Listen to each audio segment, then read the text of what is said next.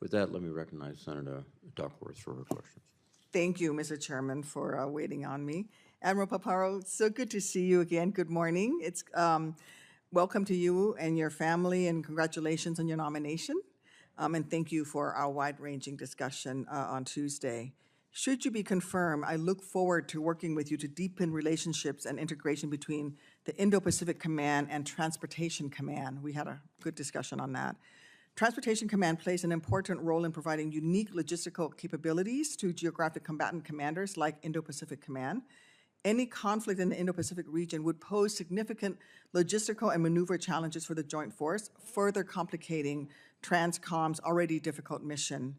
I will always be this committee's fiercest advocate for resourcing Transportation Command and ensuring that the command's hardworking men and women are able to do mission in any circumstance.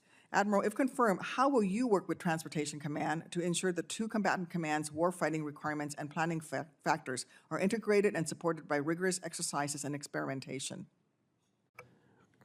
Senator, absolutely indispensable, this relationship. And the intellect, the energy, the drive, the expertise at U.S. Transportation Command at Scott Air Force Base, those relationships are absolutely critical. They must be honest relationships where we hold each other to account, in the best and most team-oriented way, but in deterrence, in competition, in crisis, and conflict. It is very likely the most important COCOM to COCOM relationship we have. Can you expand on that with how you would ensure a unified and coherent plan to address the logistical challenges that forces operating in Indo-PACOM's AO would face in a contested environment specifically?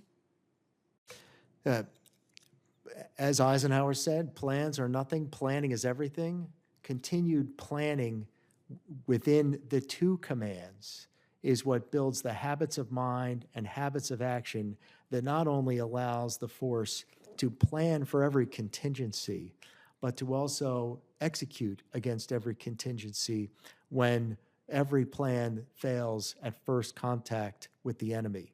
And so it's that habitual planning relationship, the critical thinking, the combining on a common vision of the operational environment, that consistent planning is that's going to deliver not just resilient plans for conflict across the spectrum, but also effective execution and teamwork when the unforgiving hour comes. Thank you. I'm part of the teamwork that works in the Indo-Pacific region is the State Partnership for Peace program. It's really important to maintaining a free and open Indo-Pacific. And I think it's a great opportunity that is existing that will enhance interoperability and strengthen our allies and partners in mill-to-mill engagement.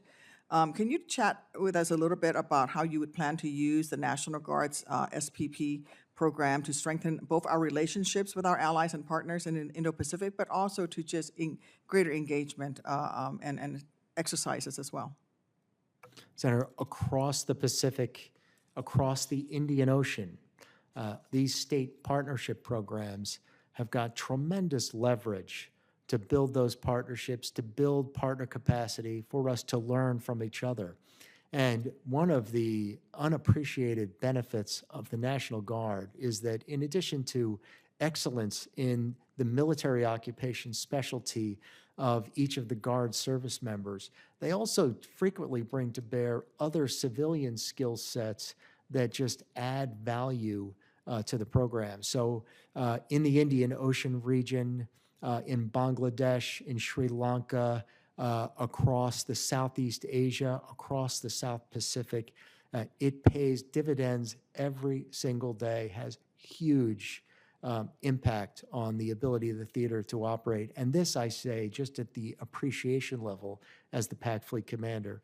If confirmed, I'll learn even more and go even deeper into the state partnership program. But as Chairman Reed said, I've got a lot of experience with the National Guard, so kind of as a function of my time in Nuristan, so already a kind of a deep appreciation for what the Guard brings to the fight. Thank you. Mr. Chairman, would you indulge me with one last question on aeromedical evacuations? Thank you. Admiral, I would love to talk about medical evacuation of wounded during a kinetic conflict. I would love to hear about your ideas to leverage our allies and partners in the region to address Indo-PACOM's medical care capacity constraint if there were a conflict in the region. Because we talked at length about the tyranny of distance, and there's no golden hour because you're going to have to fight your way in to get the wounded. You have to fight your way out, and even Guam or Tripler is still hours and hours away. Senator, through wide travel throughout the theater, over 37 years, just haven't had the honor of visiting so many places. And then among countries that actually have licensure here in the United States, we should be creative about how we're going to think about delivering care, particularly in environments with mass casualty among allies and partners. And so in addition to looking after our capability at our naval and our military hospitals, we should also be constantly gaming on our medevac capability, our CASEVAC capability, our CSAR capability, our getting patients to role 1, role 2, role 3 care, and being creative in the ways that we partner across the theater. And you mentioned in our office call the opportunities that could be gained from a partnership standpoint to train more deeply across that. And if confirmed, I pledge to work with you to bring that kind of creativity to bear against this. Really, our first duty as commanders is to look after our people. Thank you, Admiral. Thank you, Mr. Chairman. Thank you, Senator Duckworth.